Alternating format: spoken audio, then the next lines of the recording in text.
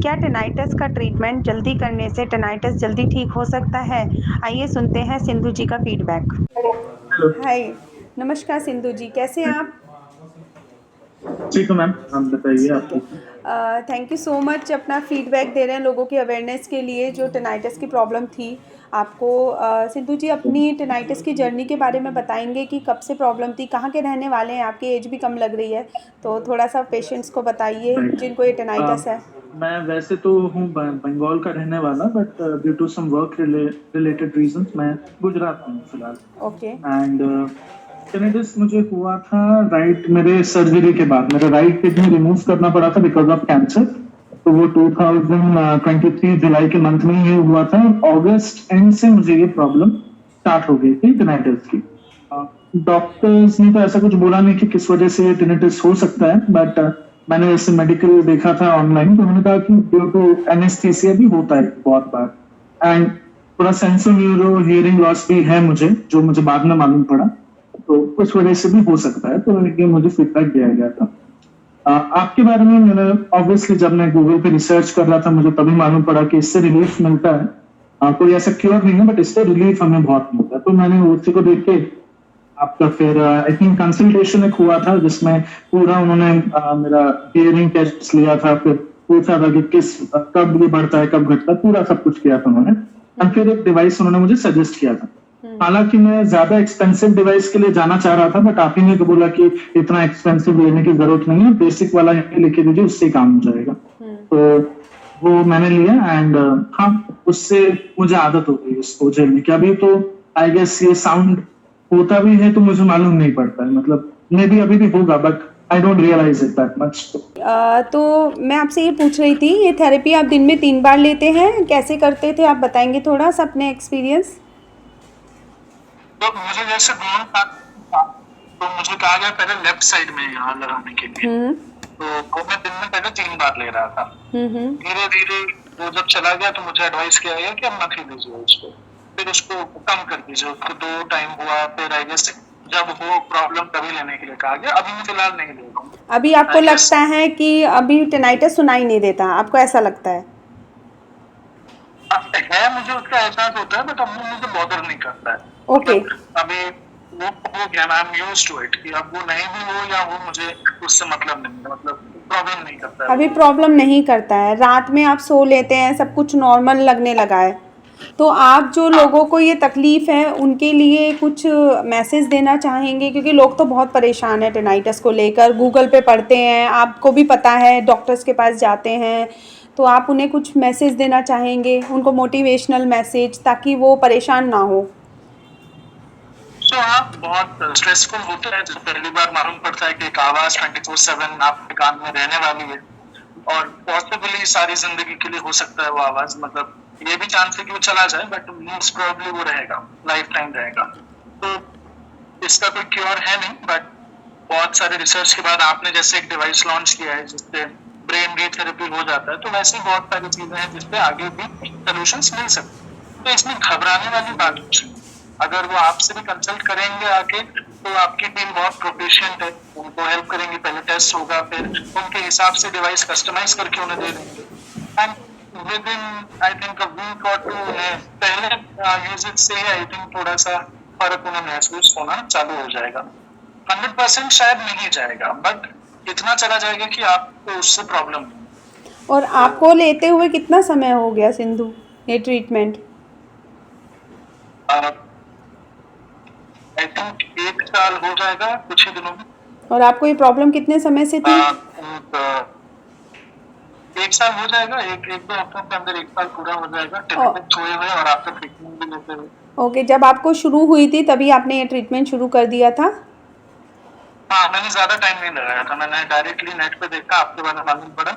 आपका ही मेरा पहला और आखिरी ट्रीटमेंट था। मैंने इसके ना कोई मेडिसिन लिया, ना मैंने कुछ मेडिसिन ली। बहुत अच्छा काम किया। एटलीस्ट आप को वो सब नेगेटिव पढ़ने को नहीं मिला कि there is no cure, there is no relief.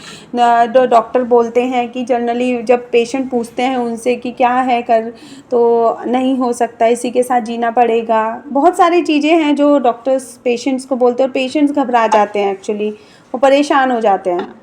तो अच्छी वो तो बात मुझे है। भी सुनने को मिला था, वो तो मुझे भी सुनने को मिला था डॉक्टर से कि इसका कोई क्योर नहीं है यूट्यूब पे भी, बट उसको लेके टेंशन नहीं किया मैंने। वो मतलब मुझे मालूम था कि अगर इसका इलाज नहीं तो मास्कर्स होता ही है, उससे कुछ ना कुछ मैं एडजस्ट कर लूंगा जिंदगी में। मुझे एक पॉजिटिव अप्रोच मेरा था, मैं इतनी जल्दी नेगेटिव नहीं होता हूँ जनरली, बट बहुत उस वजह अच्छी से बात है। थोड़ा सा हेल्प लेकिन आया। लेकिन हमारा जो थेरेपी है वो मास्किंग नहीं है।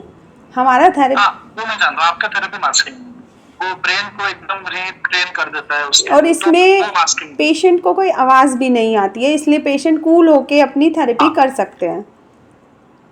बहुत अच्छे से, कोई आवाज भी नहीं आती है और आप दूसरा काम भी कर सकते हो उसको नॉर्मली कान में लगा के।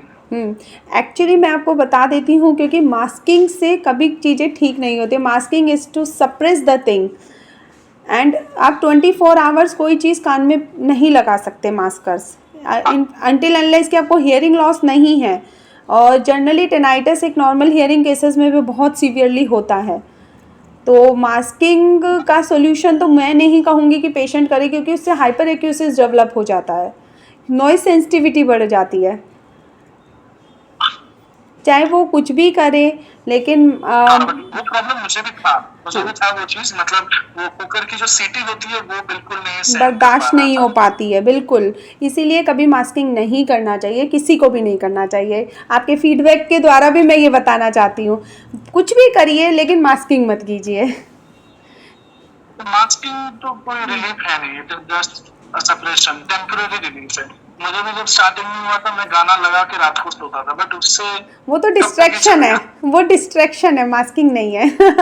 वो माइंड, वो ब्रेन को एकदम रीट्रेन कर देता है उसके और लिए, तो इसमें वो मास्किंग। पेशेंट को कोई आवाज़ भी नहीं आती है, इसलिए पेशेंट कूल होके अपनी थेरेपी हाँ, कर सकते हैं। बहुत अच्छे से, कोई आवाज भी नहीं आती है और आप दूसरा काम भी कर सकते हो उसको नॉर्मली कान में लगा के। एक्चुअली मैं आपको बता देती हूँ, क्योंकि मास्किंग से कभी चीज़ें ठीक नहीं होती। Masking is to suppress the thing, and आप 24 आवर्स कोई चीज़ कान में नहीं लगा सकते मास्कर्स, अनटिल अनलेस कि आपको हियरिंग लॉस नहीं है। और जनरली टेनाइटस एक नॉर्मल हियरिंग केसेस में भी बहुत सीवियरली होता है। तो मास्किंग का सॉल्यूशन तो मैं नहीं कहूँगी कि पेशेंट करे, क्योंकि उससे हाइपर एक्यूसिस डेवलप हो जाता है, नॉइज सेंसिटिविटी बढ़ जाती है,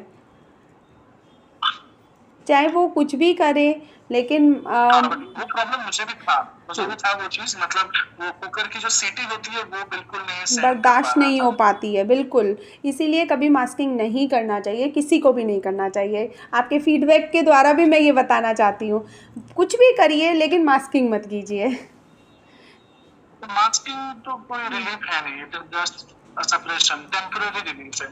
मुझे भी जब स्टार्टिंग में हुआ था मैं गाना लगा के रात को सोता था, बट उससे वो तो कब तक ही डिस्ट्रैक्शन है, चलेगा। वो डिस्ट्रैक्शन है, मास्किंग नहीं है। वो माइंड को कूल करता है, दैट इज़ गुड थिंग। लेकिन मास्किंग एक जो शोर चला के लोग सोते हैं वो नहीं करना चाहिए। गाना चलाना इज़ गुड। ओके, तो लास्ट, क्या मैं आपका ये फीडबैक यूट्यूब पे डाल सकती हूँ लोगों की अवेयरनेस के लिए, ताकि लोगों को एक मोटिवेशन मिले। आप बहुत पॉजिटिव हैं एक्चुअली, आपकी थॉट्स बहुत पॉजिटिव है। बिल्कुल बिल्कुल डाल सकते हैं, उसमें कोई प्रॉब्लम नहीं है, और इसमें घबराने वाली कोई बात नहीं है। अगर आज नहीं तो कल हो सकता है ये प्रॉब्लम सबको पेश आने ही वाली थी। आपको अगर पहले आ गई तो आप जल्दी से उसको यूज टू हो जाएंगे, आपको आगे चल के प्रॉब्लम नहीं रहेगी। मैं तो इसको ब्लेसिंग ही मानता हूँ। तो ठीक। मुझे अभी से अगर आदत होगी तो आगे चल के ओल्ड एज में उतनी प्रॉब्लम नहीं है।